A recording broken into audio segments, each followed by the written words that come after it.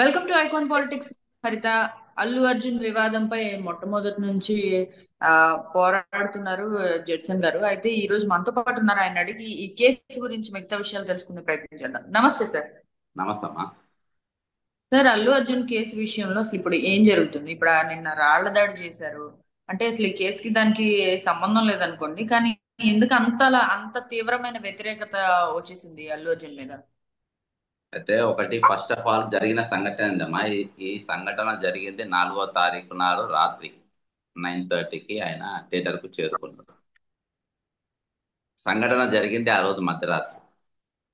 చనిపోయిన తర్వాత మనం ఆల్రెడీ ఇదివరకు మాట్లాడుకుంటున్న తీరుగా అది ఆ రోజు నైట్ ఆ ఇన్సిడెంట్ జరిగింది. ఆ ఆమెను హాస్పిటల్ తీసుకపోయి ఆమె హాస్పిటల్ తీసుకపోయిన ఆమె చనిపోయింది. బాబుని కూడా అడ్మిట్ చేసింది. ఇక్కడ వరకు అంతా ఓకే. ఫిఫ్త్ రోజున ఫస్ట్ కంప్లైంట్ మనమే ఇచ్చినాం. ఫస్ట్ కంప్లైంట్ నేను ఇచ్చిన, ఎన్హెచ్ఆర్సీలో ఇచ్చిన. మీరు అప్పుడు ఇంటర్వ్యూ కూడా చేసినట్టు. తర్వాత 6వ తారీఖు మళ్ళీ నేను రిటర్న్ కంప్లైంట్ ఇచ్చిన. రిటర్న్ కంప్లైంట్ మైత్రి మూవీస్ పైన. అసలు దీనికి మొత్తం ప్రోత్సహించింది ఎవరు అని అంటే సోషల్ మీడియా. 3,000 మంది హైయర్డ్ సోషల్ మీడియా వాళ్ళు. అది ఆ సినిమా ప్రమోషన్ కు సంబంధించిన ఆయన పేరు శరత్ చంద్ర అనేట ఆయన. ఇంకొకళ్ళు Allu Arjun personal social media team. వీళ్ళందరూ కలిసి హైప్ లేపే ప్రయత్నం చేసిండ్రు అని వాళ్ళ పైన మొత్తం నేను థియేటర్ యాజమాన్యం, ఆ అల్లు అర్జున్ వాళ్ళ ప్రొడ్యూసర్ వీళ్ళందరి మీద కలిపి నేను మన కంప్లైంట్ ఇవ్వడం జరిగింది. 6వ తారీఖు పోలీస్ స్టేషన్ దగ్గరికి వెళ్ళి 6వ తారీఖు రోజు 7వ తారీఖు రోజు పోలీసులు ఎక్కడ కూడా ఎఫ్ఐఆర్ చేయలేదు. ఇయాటి వరకు నా దాని మీద ఎఫ్ఐఆర్ చేయలేదు. వాళ్ళ ఫాదర్ ఇచ్చిన దాని మీద చేసి, వాళ్ళ ఫాదర్ ఇచ్చిన దాని మీద కూడా సరి అయిన స్ట్రెంత్ లేదు ఆ కంప్లైంట్ లా. మీరు చదివే ఉంటారు. తర్వాత థియేటర్ వాళ్ళు ఒక మేలో ఏదో ఇచ్చిండ్రు, మాకు పర్మిషన్ కావాలి ఇట్లా వీళ్ళు వస్తుండ్రు అని.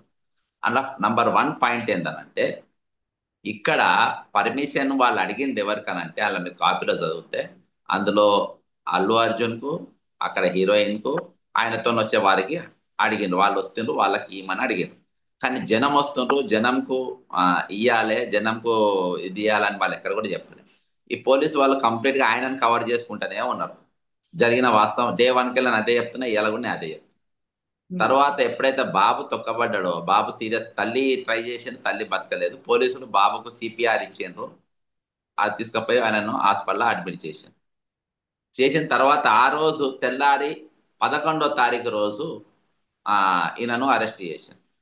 11th వరకు అంటే జరిగిన 5 రోజులు 6 రోజుల దాకా పోలీసులు ఎందుకు ఆగిండ్రు? అల్లు అర్జున్ దీని గురించి ఎక్కడ కూడా ఎందుకు మాట్లాడలేదు? మన ప్లస్ అంటే ఆయన ఒక స్టేట్మెంట్ ఇచ్చింది. 6వ తారీఖు ఎప్పుడైతే చిక్కడపల్లి పోలీస్ స్టేషన్ కంప్లైంట్ ఇచ్చిన తర్వాత, అక్కడ బయట ప్రెస్ కాన్ఫరెన్స్ పెట్టిన తర్వాత సాయంత్రం 6 గంటలకు 25 లక్షల రూపాయలు ఆయన ప్రకటించింది. ఆ 25 లక్షల రూపాయలలో కూడా కిమ్స్ హాస్పిటల్ మా వాళ్ళని నేను పోతే గుర్తుపడతారని మా ఫ్రెండ్స్ కనుక్కుంటే, వాళ్ళ తండ్రితో మాట్లాడిస్తే వాళ్ళ ఫాదర్కి ఇచ్చింది కేవలం 10 లక్షల రూపాయలు. 15 లక్షల రూపాయలు తర్వాత ఇస్తామన్నారు. ఎందుకంటే ఈ మధ్యలో నువ్వు స్టేట్మెంట్ ఫిరాయిస్తే ఎట్లా అని చెప్పేసి తర్వాత 15 లక్షలు ఇచ్చింది. నా ప్రశ్న ఏంటంటే, 6వ తారీఖు 5వ తారీఖు వెళ్ళి కంప్లైంట్ మా వాయిస్ వచ్చింది. 6వ తారీఖు సాయంత్రం పోలీసులు ప్రెస్ మీట్ పెట్టిండ్రు. మేము సుమోటోగా ఎఫ్ఐఆర్ చేస్తామని డీసీపీ గారు పెట్టిండ్రు. 6వ తారీఖు 5వ తారీఖు ఒక కంప్లైంట్ ఇచ్చింది, నేను 6వ తారీఖు ఒక కంప్లైంట్ ఇచ్చిన. మరి అరెస్ట్ చేయడానికి 5 రోజులు ఎందుకు తీసుకున్నారు? Number 1 point. ఈ 5 రోజులలో జరిగిన విషయం ఏంటి? ముఖ్యమంత్రి గారు హఠాత్తుగా ఉండి ఉండి ఒక అసెంబ్లీలో ఎక్కడైతే ఆ ఇంపార్టెంట్ ఇష్యూస్ అంటే పబ్లిక్ వ్యయంతోని, ప్రజల ట్యాక్సులతోని, ప్రజలు ఇచ్చే పన్నుతోని వాళ్ళ సమస్యలపైన చర్చించడానికి పెట్టినటువంటి వేదికల ఒక ముఖ్యమంత్రి గారు ఈ సబ్జెక్ట్ మీద దాదాపు 3 గంటల చర్చ జరపాల్సిన అవసరం ఏముంది? అది 2 భాషలలో, హిందీలో మాట్లాడాడు, తెలుగులో కూడా మాట్లాడిండు. ఈయన ఇండియా టుడేకి ఇచ్చిన ఇంటర్వ్యూలా 12వ తారీఖు అనుకుంటా, 12వ తారీఖు రోజు ఇచ్చిన ఇంటర్వ్యూలా నిన్న మాట్లాడిన సబ్జెక్టు మాట్లాడిండు. నిన్న మాట్లాడింది ఇలా మళ్ళీ మాట్లాడు. మీరు కొత్తగా ఏముండదు, నేను ఇదివరకు చెప్పిన సబ్జెక్ట్స్ ఏం మాట్లాడిండు? ఒకటి పాయింట్ నెంబర్ థియేటర్లో ఆ బాబు చనిపోయిందని అక్కడనే తెలుసు అని చెప్పి నేను మీకు చెప్పిన మీ రికార్డులో చూడండి. ఆనే థియేటర్లో అల్లు అర్జున్ ఉన్నప్పుడే చచ్చిపోయిన తల్లి, బాబేమో సీరియస్ గా థియేటర్లో ఉన్నప్పుడే తెలిసింది. ఆయన అక్కడికి వెళ్ళి హాస్పిటల్కి పోవాల్సింది. హాస్పిటల్ పోయి బాబుని పరామర్శించాల్సింది, తల్లిని కూడా పరామర్శించాల్సింది, మేము చూసుకుంటాం అని అంటే పరిస్థితి ఎట్లుండేదో. రెండోది అది అక్కడ చేయలేదు, ఒక మృగంలోకి వ్యవహరించిందని చెప్పి తర్వాత కూడా ఈయన స్పందించలేదు, దాని గురించి మాట్లాడలేదు. మన కంప్లైంట్ ఇచ్చి మన ప్రెస్ మీట్ పెట్టి మీరు అబ్జర్వ్ చేయండి, 6వ తారీఖు 2 గంటలకు నా ప్రెస్ మీట్ అయ్యేదాకా, అంటే కొంచెం నేను ఎక్కువ బస్ట్ అయిన దాకా ఆయన ఎక్కడ కూడా మాట్లాడలేదు. తర్వాత మాట్లాడిన 7వ తారీఖు ఉదయం మీరు నా ఇంటర్వ్యూ తీసుకున్నారు. ఈ ఈ లోపు ఎందుకు ముఖ్యమంత్రి గారు ఇన్ని తెలిసినా మీరు ఎందుకు మాట్లాడలేదు? ఉమ్, ఇక్కడ పెద్ద లాగ్ ఇవ్వబడుతుంటే ప్రభుత్వం పెద్ద తప్పమై తప్పించుకునే ప్రయత్నాలు చేయద్దు. ఈ ఉమ్, రోజు ఎక్కడ ఏ వేదికల ఈ రోజు ఒక బాబు సీరియస్ గా ఉండు, పెద్దలు చూడడానికి పోతలేరు, ఎవరు ఉండడానికి పోతలేరు అని చెప్పి మీరు అన్నారు, ఓకే. కానీ నీ వేదికలను ఏ చర్చ జరపాలి? బాబు సీరియస్ ఉన్నాడు, నేను ఆల్రెడీ గవర్నమెంట్ కు నోటీసులు ఇప్పించిన. ఇప్పటికే 50 మంది చిన్న పిల్లలు, 50 మంది చిన్న పిల్లలు, గురుకులాల చదివే చిన్న పిల్లలు పేర్లతో సహా నేను ఎస్సీ కమిషన్ల కంప్లైంట్ ఇచ్చిన, వాళ్ళు నోటీసులు పంపినరు. ఆ 50 మంది చచ్చిపోయిన వాళ్ళ పిల్లల పైన కూడా ప్రభుత్వం ఎక్కడ కూడా చర్చ జరపలేదు. ఆ చర్చ జరపకుండా ఆగనికని చెప్పి నేను ముఖ్యమంత్రి గారు ఈ సబ్జెక్టు వాడుకున్నాను. ఉమ్హుం. ఈ సబ్జెక్ట్ వాడుకుంది ఏంటంటే, నేను మీకు నోటీస్ కూడా పంపిస్తాను మీకు వాట్సాప్ లా. ప్రభుత్వానికి నేషనల్ ఎస్సీ కమిషన్ అంటే ఇది జరుగుతున్న సందర్భంలోనే 4వ తారీఖు రోజు నోటీసులు వచ్చింది ప్రభుత్వానికి, 15 రోజులల్లా మీరు దీనిపైన వివరణ ఇవ్వాలని. ఈ వివరణ నిన్న ఇవ్వాల్సింది, నిన్న ప్రభుత్వానికి మన ఏది ఎస్సీ కమిషన్ కు నిన్న లాస్ట్ డేట్. అది ఇవ్వకుండా అది డైవర్ట్ చేయడానికి ఈ బాబు సబ్జెక్టు పూర్తి స్థాయిలో వాడుకుంటాం. ఒకటి చెప్పండి అమ్మా, పాము గడిచి పిల్లలు చచ్చిపోయినరు, ఉమ్, ఎలుకలు గరుస్తున్నాయి పిల్లలకు, వసతులు లేక పిల్లలు చచ్చిపోతుండ్రు, అనారోగ్య పాలై చచ్చిపోతుండ్రు. ఇది గవర్నమెంట్ గురుకులం పాఠశాలల జరుగుతుంది. దానికి మంత్రి ఎవరి దగ్గర ఉందంటే రేవంత్ రెడ్డి గారి దగ్గర, ఆ మంత్రి పదవి దగ్గర పెట్టుకున్నాడు. నిన్న ఎగ్దమ్ మీకు తీసుకురావడానికి గల కారణం ఏంటంటే చర్చ మొత్తం డైవర్ట్ చేయాలి. అమ్మాయి చర్చ ఎట్టేటో పోతుంది అమ్మ, ఎందుకంటే మీరు అడిగిన అంశం ఆ సినిమాకు సంబంధించిన అంశం అంటే. నేను ఇంకొక ఎగ్జాంపుల్ చెప్తా, అంటే సినిమా వాళ్ళను రాజకీయాలు ఏ విధంగా వాడుకుంటారు, ఒకవేళ మీరు ఎడిట్ చేస్తే కూడా చేయొచ్చమ్మా, ఏ విధంగా వాడుకుంటారు అనేది చెప్తా. ఒక ఎగ్జాంపుల్ చెప్తా, ఇది సినిమా సబ్జెక్టు, సెన్సిటివ్ సబ్జెక్టు, ప్రపంచ వ్యాప్తంగా సంచలనమైనటువంటి సబ్జెక్ట్ నేను చెప్తాను.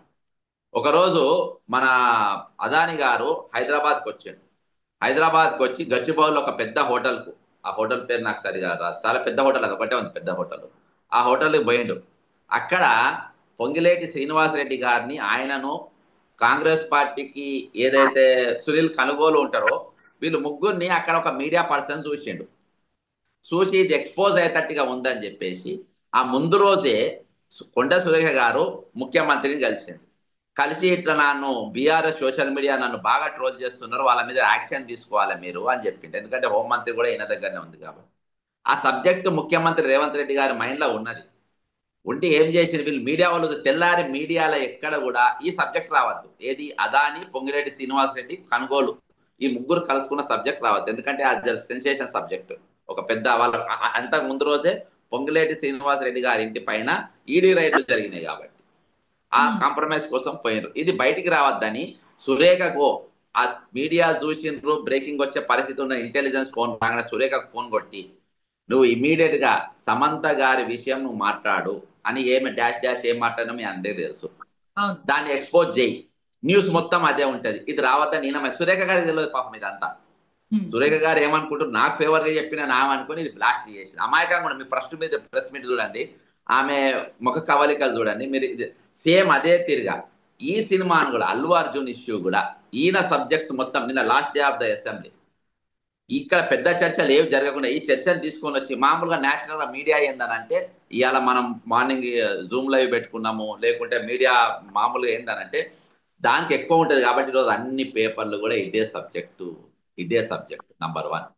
నిన్న నిన్న ఎవరైతే ఉస్మానియా యూనివర్సిటీ పిల్లల పేరు పైన జేసీల పేరు మీద అల్లు అర్జున్, మన న్యాయమే మాట్లాడదాం, అల్లు అర్జున్ మీద దాడి చేసిండ్రో వాళ్ళు ఎవరు కూడా ఓయూ స్టూడెంట్స్ కాదు.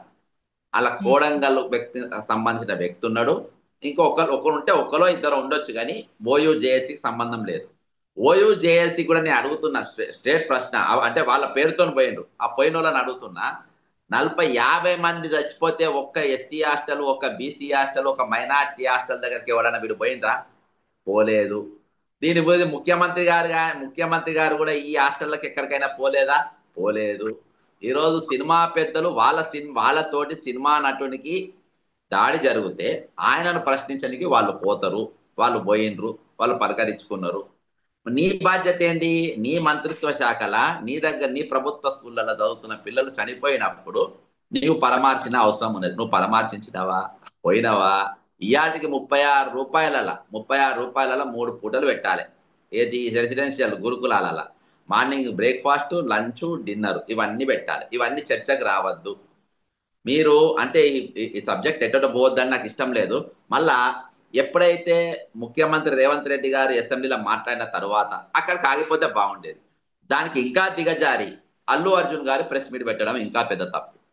ఆ ప్రెస్ మీట్ ఎట్లుందంటే ముఖ్యమంత్రి గారి స్టేట్మెంట్ కు కౌంటర్ గా పెట్టడం అనేది ఇంకా పెద్ద తప్పు జరిగింది.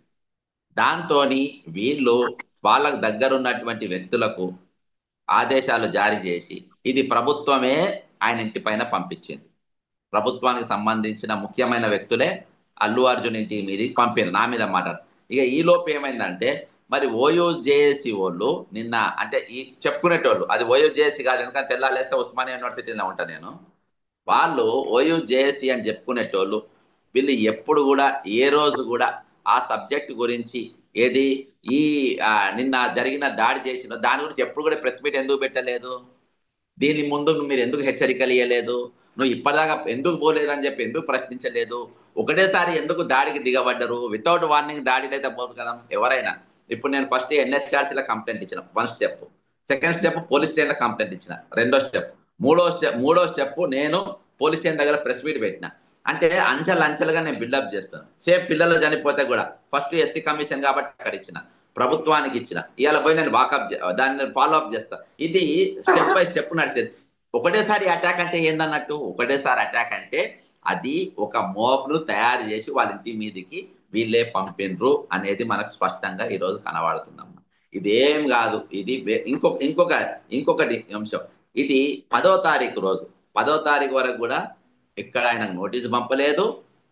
అప్పటికి 6 రోజులు అయినా కానీ ఏది ఈ అమ్మాయి చచ్చిపోయి ప్రభుత్వానికి నోటీసు పంపలేదు. ప్రభుత్వానికి అల్లు అర్జున్ నోటీసు పంపలేదు. మీరు పోలీస్ స్టేషన్ రావాలని చెప్పలేదు. ఎక్కడ జరుగుతుంది అంటే 10వ తారీఖు జరిగిన కొన్ని ఈవెంట్ల అల్లు అర్జున్ ముఖ్యమంత్రి పేరు ఏం పేరో ఉండే అని అన్నాడంటే ఎంత ధైర్యం ఉంటే అనాలం? ఆల్రెడీ ఆయనకు తెలుసు నా మీద ఒక మరణం నా మీద మోపబడే అవకాశాలు ఉన్నాయి, నేను చేయబట్టి బాబు సీరియస్ గా ఉన్నాడు, కొంచెం వేడిగా ఉన్నది, ఇటువంటి సందర్భంగా ముఖ్యమంత్రి పేరేం పేరో ఉండే అని కావాలనే చేసిండమ్మా అని ఎందుకు అన్నాడు అంటే అంటే ఏ ధైర్యంతో అన్నాడు అనేది కూడా పాయింట్. ఇప్పుడు అల్లు అర్జున్ గారు మొన్న సాయంత్రం చాలా భయపడకుండా ప్రెస్ మీట్ పెట్టాడు. పాయింట్ టు పాయింట్ ఆయన అడ్వకేట్ తోని లీగల్ టీమ్ తోని తీసుకొని పాయింట్ టు పాయింట్ మాట్లాడాడు. నిన్న కూడా అల్లు అర్జున్ వాళ్ళ ఫాదరు నేను మాట్లాడడానికి లేదు, మేము ఇప్పుడు సమన్వయం పాటిస్తాము అని చెప్పేసి ఈయన కూడా స్టేట్మెంట్ చాలా జాగ్రత్తగా ఇచ్చాడు. అంటే ఇంత జాగ్రత్త ఈ 2 రోజులు పాటించిన వాళ్ళు 10వ తారీఖు ఎందుకు జాగ్రత్త పాటించలేదు? ముఖ్యమంత్రి పేరు కింద అడుక్కునేటోళ్ళని అడిగినా చెప్తారు. తెలంగాణ ముఖ్యమంత్రి ఎవరు అంటే కింద అడుక్కునే బెగ్గర్స్ కూడా చెప్తారు.